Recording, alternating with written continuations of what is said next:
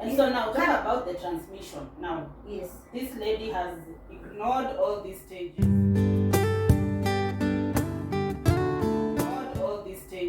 She's not taking care of herself. She's not taking the medication. And now here is the partner coming into the picture. Now this so is what happens here? This is the time that now when you come with such kind of when there's a bit of advancement, then now we have to, because it's now mixed infection. Yeah. We now have to involve your partner in the sense that you have to, he has to also be put on some form of treatment. Can be the same as what the lady is getting, maybe plus or minus 1 or 2 things that she's getting, like, you know, the men cannot get pessaries. But by and large, this man also has to be put on treatment, because if he's not put on treatment, then there will be cross infection. She will treat, she will come back. She will treat, she will come back. So you keep wondering every time. I've gotten cases where women are saying, hey, mimi kitu haiendagi. It's always there. Inapotea, inarudi. Inapotea, inarudi. Because only half of the partner, half of this partner, only one half has been treated. So this is the time that we need to encourage women to also get their men treated. And by the way, there are women who actually accept it. And I've also come to find that this problem is very rampant in low income. Because one, either they fail to get the right treatment, the right advice, or due to stigma na kuogopa. Anashanga watu wataniona aje. Alafu maybe umeshaipin on the man. Even as much as you're saying men say that women get women are at will unakwanga na maugonjwa. But do you even know men are victimized? You start saying huyu bwanangu anashindanga ametembea. Huyu bwanangu ameshinda amefanya hivi, amefanya hivi. Even with women, even after sexual intercourse, you might put her the next day, she's feeling all sorts of things. And she starts saying, this man. One thing that also people should know, incubation period cannot be 1 day. You can't have intercourse today and you're sick tomorrow. It can never happen. So it's important for people to be educated on the period. Now, talking of these people who experience symptoms, you have intercourse today, you experience symptoms tomorrow. Could that be related to hygiene issues? No, in my own opinion. Maybe somebody else can have a different opinion. But I think it's more related to an allergy.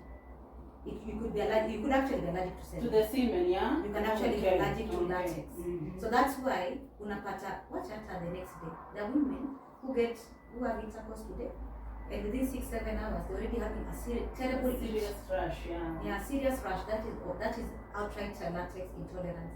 So we also need to know that sometimes you might think you have a vaginal infection, so you actually have a vaginal allergy. Okay. An allergy that you can just soothe with some over-the-counter medication, creams, and washes. And that's why I really advocate for vaginal intimate washes. Those things they're life-changing. People just don't know the importance of maintaining a pH. When you maintain your pH, hata hizi vitu zote, hizi bacterial vaginosis, trichomonas vaginalis, yeast infections, you will never have them. Because you see, there's not a single point that your vagina, that area, the vaginal area, will be basic. It will always be acidic. But madam, there are people who've used the washes and they've ended up getting the infections, like the candidiasis and all these other things. What usually happens? They can actually get. I'm not saying that you cannot get. It reduces your chances of getting. If you could get, maybe in a year you are getting 6-7 bouts in a year. If you're using an intimate wash, chances can be that you could only get 2 bouts. But that doesn't mean you can't get. You can get by maybe you use an antibiotic that gave you an overgrowth. Like amoxicillin gives an overgrowth of an overgrowth of bacteria down there. In fact, we need also to advise women who are using antibiotics, and every time they use an antibiotic and they're always getting a vaginal infection, immediately you finish on that antibiotic. Don't even give it time to incubate. Start on a probiotic. Yes. On a probiotic. And we'll also talk about female probiotics that also help the womanhood. Yes. So that at the end of the day, you are growing good bacteria. It's about the balance. Good and bad bacteria. And bad bacteria. Yeah, it's about balance. So yes, they can still get vaginal infections because maybe what they have been exposed to is a higher inoculum. They might have been exposed to a higher strength. You know, we can call it inoculum, we can call it strength, but the exposure for what she's been exposed to, that is the causative agent, the microorganism that she's been exposed to, is higher than her good bacteria. What does that mean? There'll be an overgrowth. And that's when they can go to a toilet where somebody actively has candida. Actively. Now you imagine Rudie, there's a chance they will get, because whatever they have been exposed to is higher than even amepata ile ule mtu hakuwa ametibu, ameishi nayo mpaka discharge imekuwa green. Thank you. Amepata kama hiyo. Na saa zingine hata kama anatumia intimate wash yake, the balance she's now creating, she has been struck off balance because of the higher inoculum of what she's been exposed to. It's like, maybe let me give an example.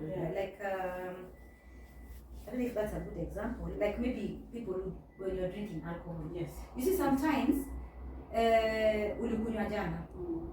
You got high kabisa. And then today ukaanza kukunywa. You got high maybe from a whole bottle of let me say Jameson, I don't know. And a whole bottle you drank, maybe the two of you and got very high. But the next day you don't take 2 shots of Jameson and you're high. And you're high. Yes, it's the same thing. So it's just that imepita. Whatever you've gotten the dosage imepita, whatever you currently use on a normal day. So those are just the few things that women should look out for. Color of discharge, and also talk to us. I don't know, of course we'll share our contacts so that we are able to assist you and talk to us. Now there's also this point that you brought up about us using public toilets. You'll agree with me that it's the most common excuse you ever get on the counter. When a woman walks in and they feel like they have a yeast infection, they'll tell you they got it from a public toilet. And there's this argument that has been there about how we should sit on these public toilets. There are those who, if you go to some public toilets, by the way, you'll find the seat is very dirty. Yeah. And it's because women went in and stood on the seat. They stood on the seat. Yes. And in their mind, they thought standing on the seat would help prevent them getting infected. But from where I sit, I feel when you stand on the seat or when you hang up on the seat, then the chances of you getting the infection are even higher because of the bounce rate. Let me call it the bounce rate for lack of a better word. The bounce rate of your urine and the mixture that is in the toilet. So maybe you could advise us, how do we handle the public toilet thing? Because it's been a very big problem. And ukijikuta tao na kinyumana, we have to go. Yeah, that one is for like Irene says, for lack of a better word, it's a very gray area. No, not gray thing. Like there's a thin line. Like utajikaza, one urine retention actually brings incontinence, which we'll talk about in another discussion when we're discussing public toilets for women is quite murky. It's something that we can't avoid because sometimes umekazwa sana, you have to really go. But like you say, standing on the toilet seat is very counterproductive because everything is going to come back to you. Yes. So in my own way, what I think, as much as I use intimate washes, what I think has also worked for me in my own way is that one, if you have tissue paper, first try and flush that toilet. Yeah. Try and see if that toilet can flush, so that you start off from a clean slate. Yes. Come easy flush. If you have tissue paper, have enough put. Then now try and use, because the whole idea is so the bounce not to come back. Yeah. So try and keep everything low. Try hata kama ni kwenda choo for the short call, even the speed at which you pee, let it be low. Don't do bah. You know that one Don't do that one. Ile ya kuachilia. Usiwachilie, because kuachilia is when definitely you're going to bring. And of course, try not to aim within the hole, the down there. Yeah. Try and aim on the sides, because on the sides will definitely slow down. That is what has worked for me. I'm sure many women out there have their own ways, and it has worked for them. But for those who don't know, maybe it's something they can adopt, because then the bounce rate is very limited. And of course, you have to hang. Don't kanyaga chodi. Please. No, that's wrong. That's really wrong, by the way. Just put tissue paper around and hang. Yeah. Me, I've taught my daughter how to hang. She hangs a lot. And actually, one gynecologist in certain training that I attended advised us to just sit on it. Pads, just try and check for the ingredients. Check cotton pads. And if you can't do cotton pads, there's also the menstrual cup. I don't know if you've heard of the menstrual cup. I have. Yeah, the menstrual cup is also quite a thing. It's also it's good, but I've never used it myself. But it's something that I think I'll try and use in the future. It collects a lot of blood, but the draining is done in the sink. So I'm yet to realign myself with the dynamics. With the dynamics, yes, thank you. With the dynamics of cleaning it and washing it, and even the boiling, even boiling it. So I think I'll have to separate a sufuria for it in my house, just to boil it. So yes, it's something that I feel that I can actually use. But I am still, like you said, the dynamics are still, I need to align my thinking with how to go about it. So there's also that menstrual cup is a thing that women talk really good about it. Yeah. And I think it's something that if you feel the dynamics are workable for you, it's worth a try. There's also the reusable pads, cotton, ni kama nguo zimetengenezwa. So you use it and wash. And you wash, yeah. Mostly I've seen it benefits everybody, and especially if we should also not be afraid of blood. It's our blood either way. So if I've seen it can also really be beneficial for school girls, especially in marginalized areas, because you see how often do they come by pads. So if she has even 2 of this, when one is in the hanging line, the other one she's using. Yeah, because the absorbability for this cotton, for these homemade ones are so good. Very good. It's very good. Okay. Thank you. Now, guys, talking of tampons, this is what we stock at Karakia. Please feel free to walk into any of our branches. We have 5 branches in Nairobi, and you can also call us to place an order. We have other brands. We have pads. We have cotton pads. We have herbal pads. We have shoe. We have everything. Yeah, everything that you need is in our branches. So if you are taking down the number, you can call us or you can WhatsApp on 0777 600 609. So feel free anytime, leave a comment, leave an order. We are here to serve you. Now, to the last bit of our discussion today, Daktari, we've spoken about so many things that cause infections in women. There's this part that you mentioned about probiotics. Can you kindly give us some of the probiotics that we can use? And when we talk about probiotics, my people, I do not mean that you wait until you get the infection for you to get the probiotic. This is something that you can always do, always. Just like we take vitamin C to boost our immunity.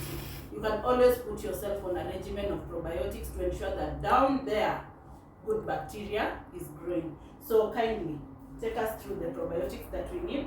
Yeah, thank you, Irene. Probiotics, just like the same that we use when you have your gut is not really stable and you want to stabilize your gut.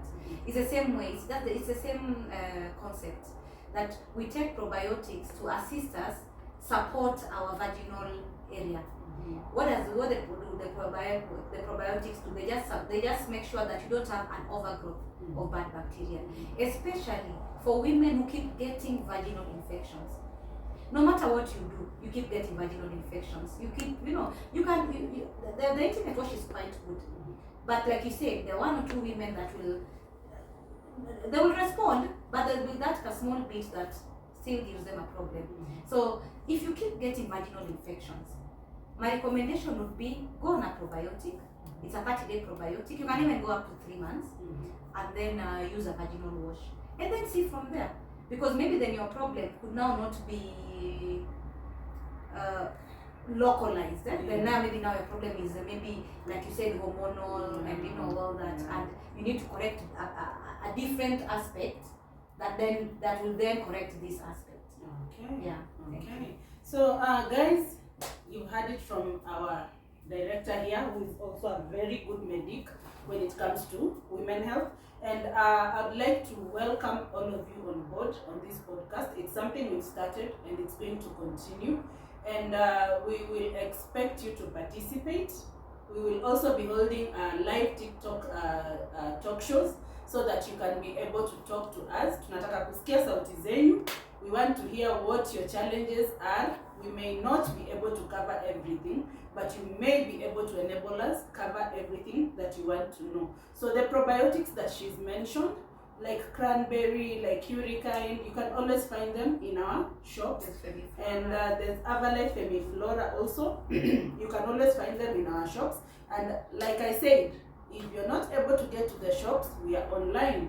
Go to caracare.com or you can caracarepharmacy.com, or you can WhatsApp us on 0777 600 609. We are here to serve you and we are here to talk to you. So until next time, bye. Bye. See you.